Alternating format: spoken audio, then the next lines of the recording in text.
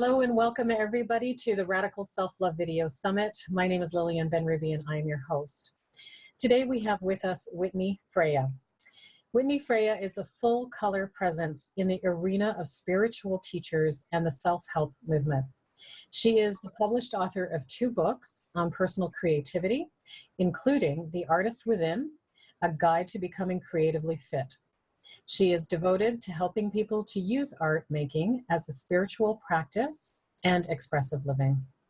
She uses art as an energy work medium of the imagination and as a way to connect to the subconscious and source energy, allowing for new healing insights and personal growth. She is considered a muse for guidance in ways to tap into creativity as a pure language of our souls. She has appeared on summits alongside Dr. Wayne Dyer, Donna Eden, and more. Her Creatively Fit certified coaches are sharing her approach with the world and are over 150 strong globally. Whitney is also a mother of 3, a motivational speaker, and a creative entrepreneur. And you will see more about her in this interview, and as well, you can find her at WhitneyFreya.com. So welcome, Whitney. Thank you so much for being part of this summit. I'm so excited to have you on. Yeah, thank you, Lillian. I love this topic. It's so important. It's so valuable. Yes. I'm glad to be here. Good, good. Me too. So I just thought we would start by asking you how you use your art to actually tap into our soul, into our, our energy source, and how we create a relationship with ourselves that is really healthy through art.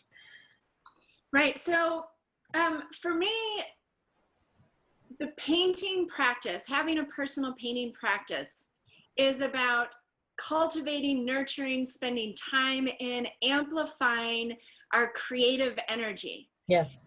And what I want everyone to understand who's listening is that your creative energy is not about painting or decorating or, any of these things, the Martha Stewart-ish type of things. Your creativity, yes, the energy, the vibration, the mindset that is going to take you from anywhere you don't want to be, yes, to anywhere you do want to be. Okay.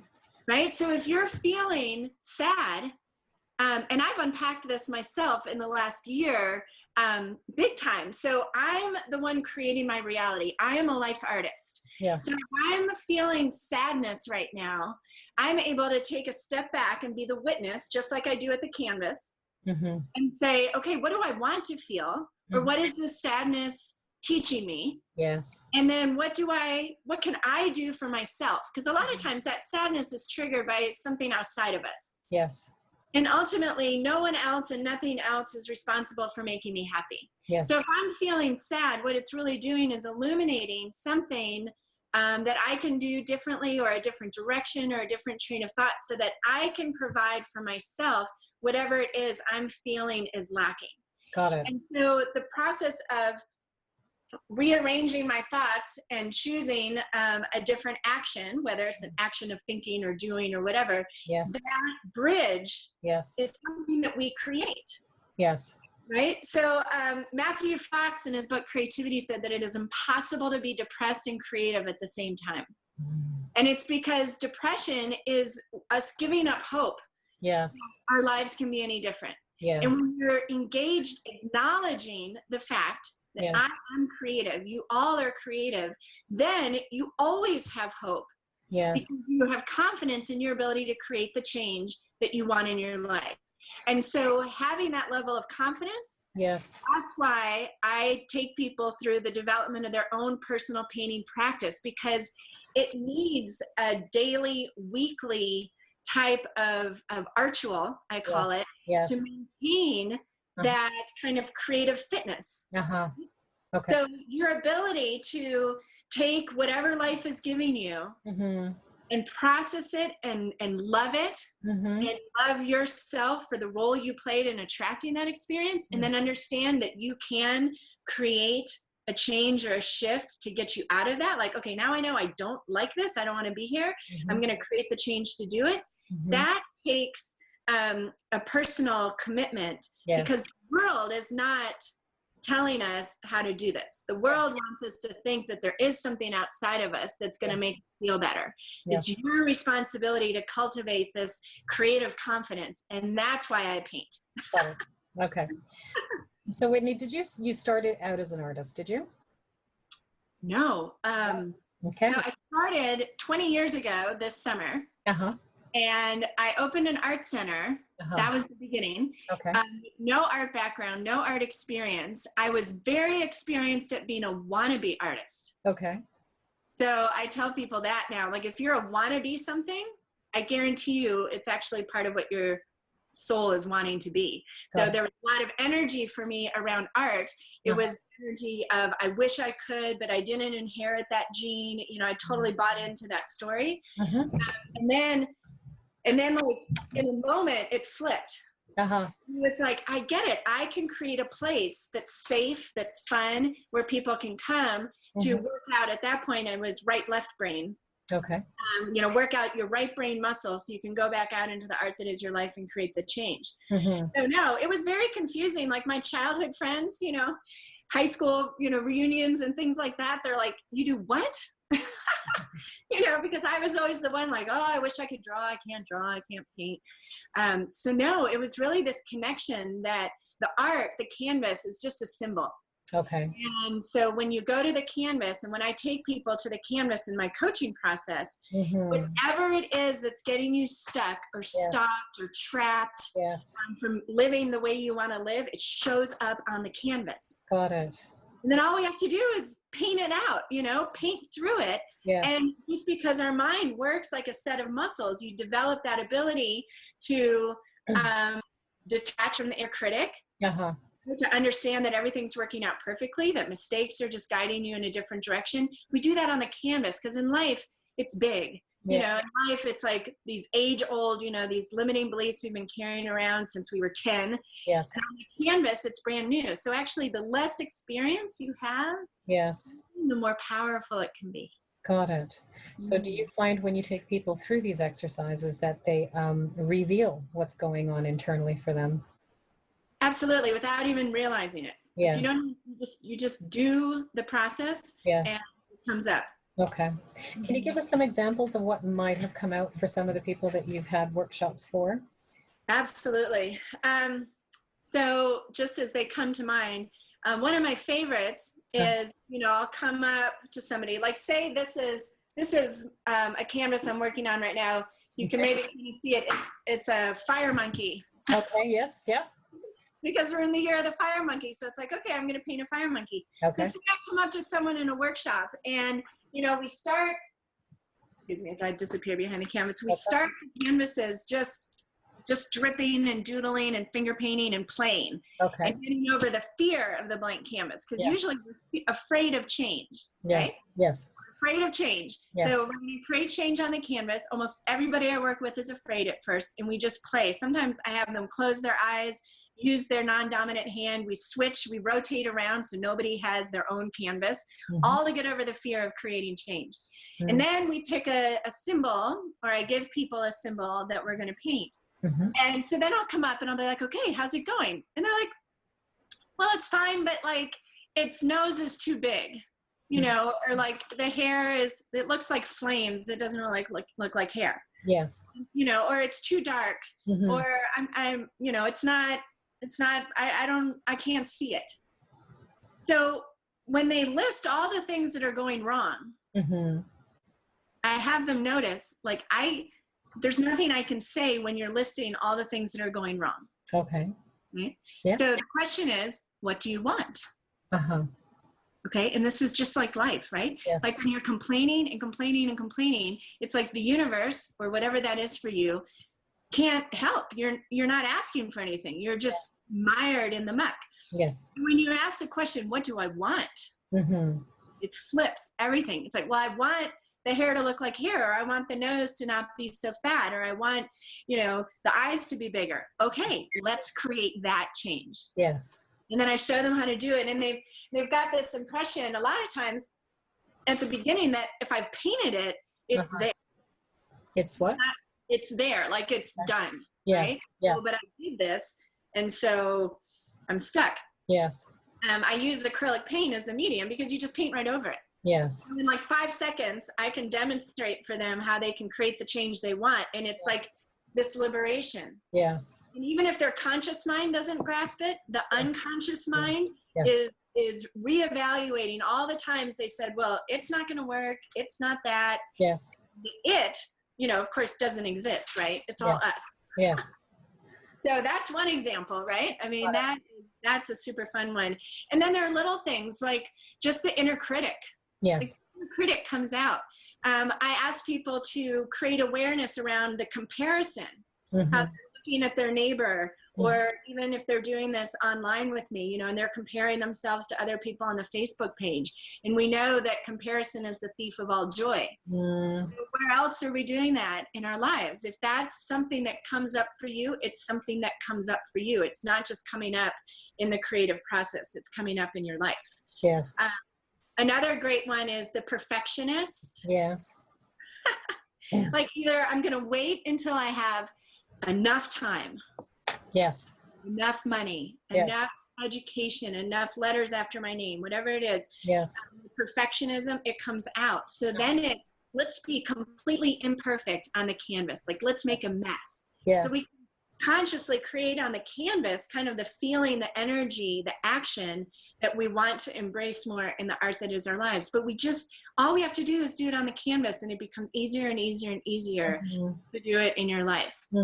So it gives people a lot of freedom to just be where they're at and to have things unfold naturally. Yeah, and then give them a vehicle that's completely unrelated to the stuff. Yes. Yes. Where they can go and practice. Yes.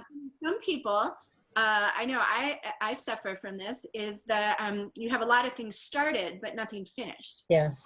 Right? So that shows up. So it's like, well, that's easy. Let's just finish paintings. Yes. Let's take them to completion. And then you'll find yourself doing that again in the art that is your life. There are no boundaries. It absolutely spills out beyond the canvas. And that's what was so magical, when I opened my art center and I knew nothing, students knew nothing, I had teachers come in, but even the significance of my intention was so powerful that people would walk back up and they'd look at me like this and I'd look at them like this, and they're like, oh my gosh, like I did this that I've been meaning to do forever. I've done this that I've been meaning to do forever. And it's because they brought this balance. And they didn't allow that fear-based inner critic perfectionist to call the shots. They now had another voice that was like, okay, but right now, what do you want? Yes. You could take that step. Yes. And they just started making little bitty changes every day, every week. Yes. And it's just such a gift to be able to be a part of that journey. Yes. Watch all that transformation. You said just before our interview that these are all paintings behind you that you're actually working on. To somebody like me, they look like they're finished. But well, this is one I'm working on. There's some in my journal here. Got it. This is my yellow Tara that was one of the most magical paintings that I've had. And this one, what this canvas taught me is that a lot of times we have projects or personal goals or business goals or things we want to do in our life that aren't going according to schedule. Right? Anyone ever suffer from that? Right? It's like, it was supposed to be done by now. I was supposed to already be at this place, you know? Yes. And what I've learned through my painting practice is that time is cyclical. Yeah. I mean, surprise, surprise, like everything is cyclical. Yes. And when I have canvases that are laying against the wall or, propped up in unfinished states. Yes. Sometimes it's just not the time. Yes. Right. So this canvas was a great example of a first layer. So I had it, partially I hadn't finished it because I was using it as an example. Yes. And I knew what I was going to paint on it the whole time. I had printed out a picture of this Tara sculpture. It had been like 6 months. And then all of a sudden one morning, without even like a thought, I picked it up, I put it on the table, and I started painting. And she came out like that. Like I couldn't even believe. Usually I have to kind of work the face a little bit, it was like brush stroke. Oh my God, there's the nose. Nose is, I think the hardest. And so it was like this whole thing of like, she wasn't ready to come out. So right then. Yes. So we spend a lot of time beating ourselves up and Yes. criticizing ourselves and saying we're not enough because such and such hasn't happened yet, or we don't have that much whatever yet. And the reality is it's just like putting bread in the oven and then getting all frustrated when it's not done in 5 minutes. Yes. Like it needs longer in the oven, Yes. you know? So you just trust, and then you wait for that what I call super soul flow, like that just knowing, like all of a sudden in the moment, it's very intuitive. Yes. It usually doesn't make any sense. Yes. Not logical. Yes. But you feel this inspiration or this urge, like I should call that person. And often, this is something my clients tell me that they learn and create such huge results, is their intuition gets stronger. So as before, they might think a thought, like I should call so-and-so, and they're thinking, okay, but I don't really know him that well, and I'm not that, you know, why is he gonna talk to me, or whatever. But then they learn to recognize that spontaneous, not premeditated ideas that come to mind are being given to you. Like they're coming from that other space. And so you follow them. And then like, I can't believe you called. I was just talking to so-and-so and I want to hook you up. You know, I mean, it's like stuff like that. So you can practice tuning into that intuitive guidance. Yes. Yes. And so by virtue of just, it being art, it really has us go inward, doesn't it? It has us practice going inward and being with our knowing. Yeah. Yeah. Absolutely. Great. You just came back from Nepal. Yes. You were there for an entire month with your daughters? No, I was there by myself. I was there co-producing an event called Creativeness Fest. That a good friend of mine, Pooja Sapkota, who's from Kathmandu originally, and always wanted to bring this kind of teaching to her home country. And so she shared that with me.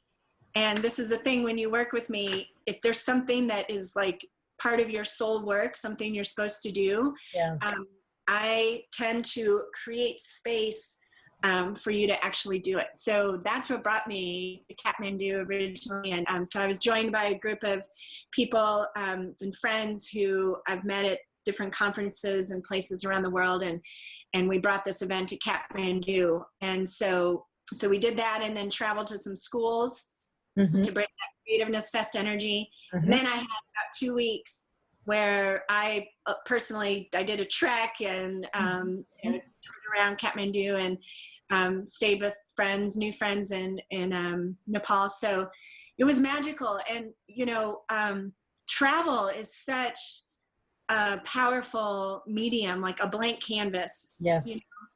You meet people, they have no idea who you are, what your history's been. You can kind of really tune into how you want to be in the world. Yes. And what's important, what's not important, especially visiting countries like Nepal or places that aren't so shiny, spotless, and maybe Canada or the United States. And of course in Nepal, the history, the spirituality, the symbolism, the art, the ritual is just so deep and rich and present. Yes. That it was like walking through a painting, just being there. Got it. Yeah. So I'm thrilled to be home and diving into a gorgeous summer here. And I will forever be changed because of what I was able to learn and relearn about myself, and just the power of our energy and how we can create relationships and opportunities just from our attitude and our beliefs. And it was like I could have stayed in Kathmandu. By the time I left, it felt like I'd been there a year.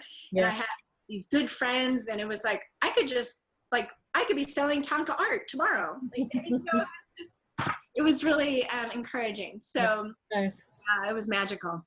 So I just wonder if you could speak, because I guess as you're talking, I'm sort of drawing a parallel between, that blank canvas, having the paints before you, having a blank canvas, and really sort of thinking about what you want to create.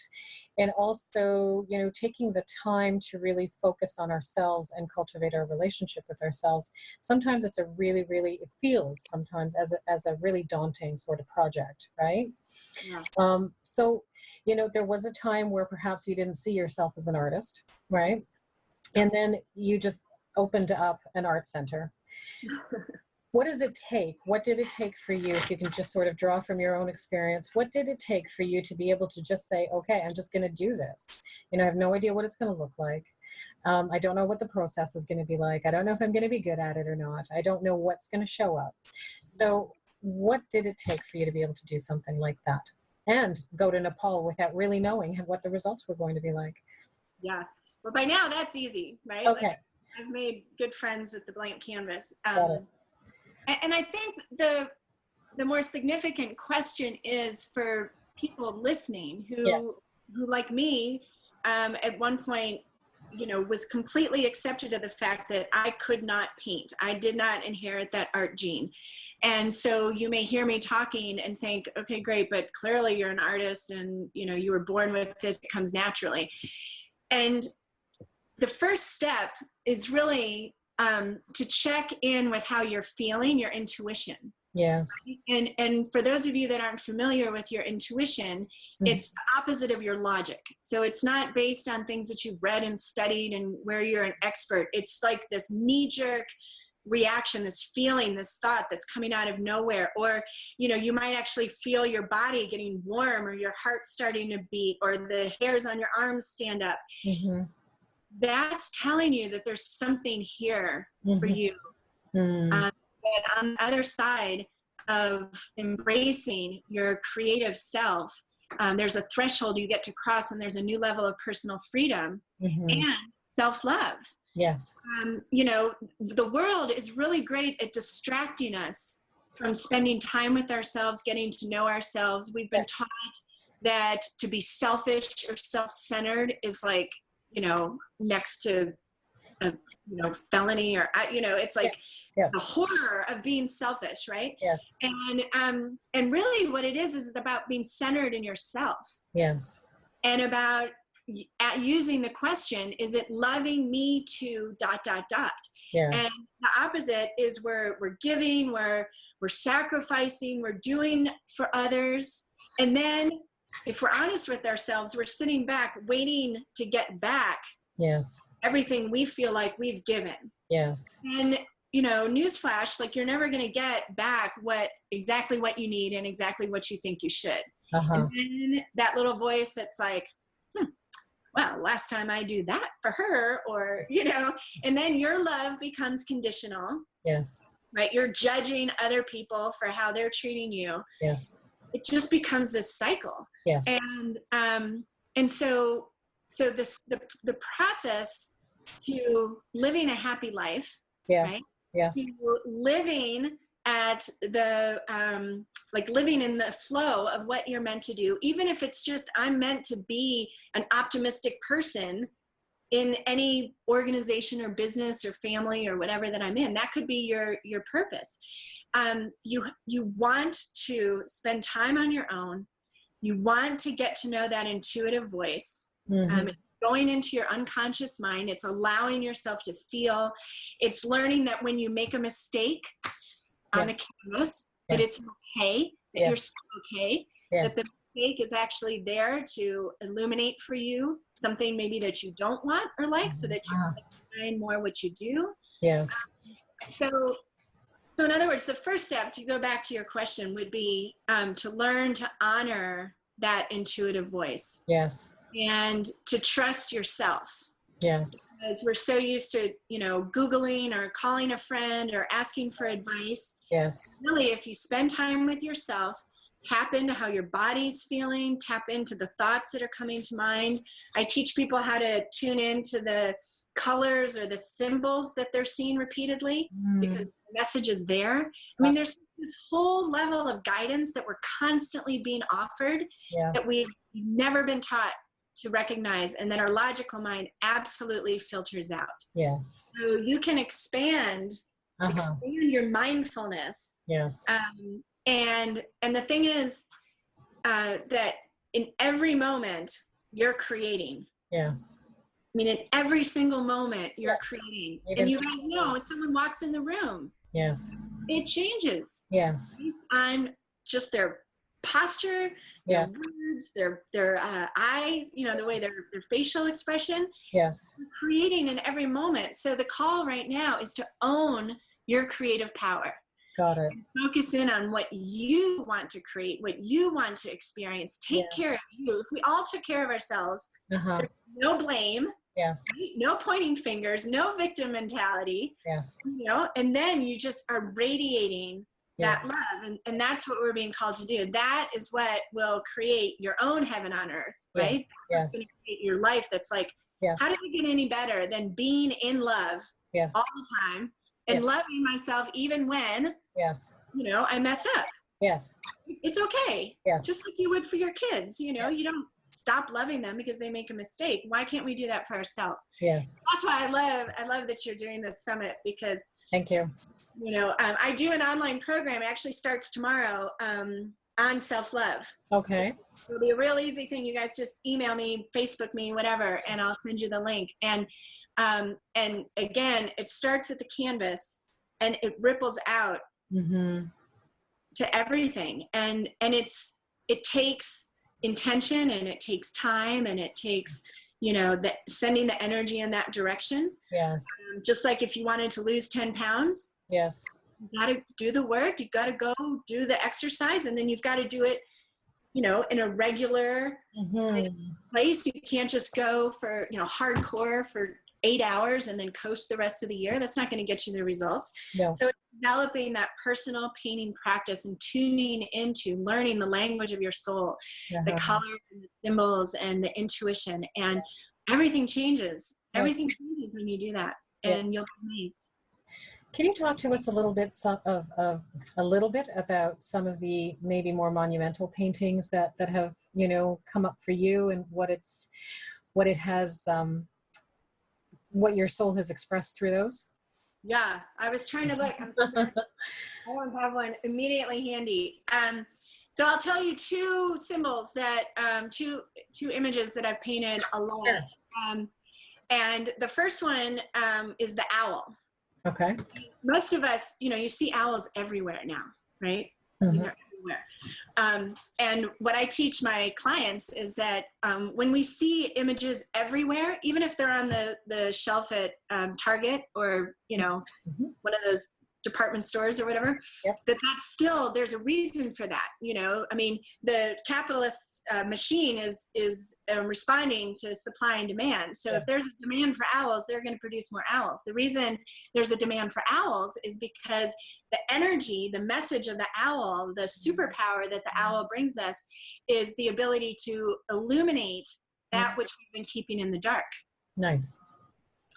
So I think there's a little bit of that atmosphere around these days, right? Like really wanting to see through the crap, see through the dark, pull things out of the closet that we've been, you know, sweeping under the rug or trying to avoid or hoping goes away. Let's just close that door and hope it goes away. So the owl comes to illuminate your path out or illuminate your next step.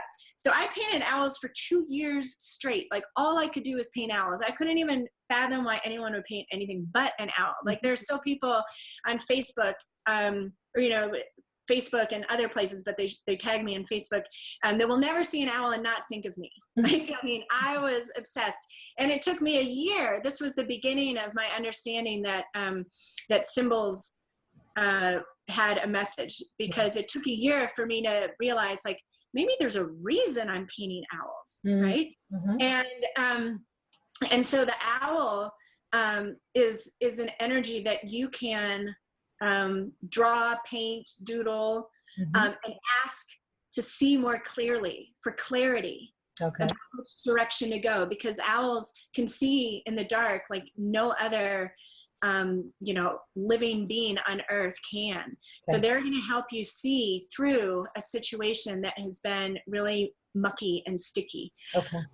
So the owl is fabulous. And then right after I got divorced, I ended up painting a Buddha. Mm-hmm. And I painted a Buddha because a friend had started painting Buddhas and she was going to give me one, but I hadn't gotten it yet, you know, and I was doing this 24-hour paint jam thing that I do. And it was hour 22 and you really have to attack the last couple hours. So I'm like, I'm going to paint a Buddha. And I found myself about an hour later with this really fine brush, you know, painting this detail. And I was like, I mean, I'm a broad brushstroke girl and I didn't even realize I had a brush that size, right? Yeah. And I was like, wow, look at me painting the Buddha. And so I painted lots of Buddhas because at that time in my life, where there was a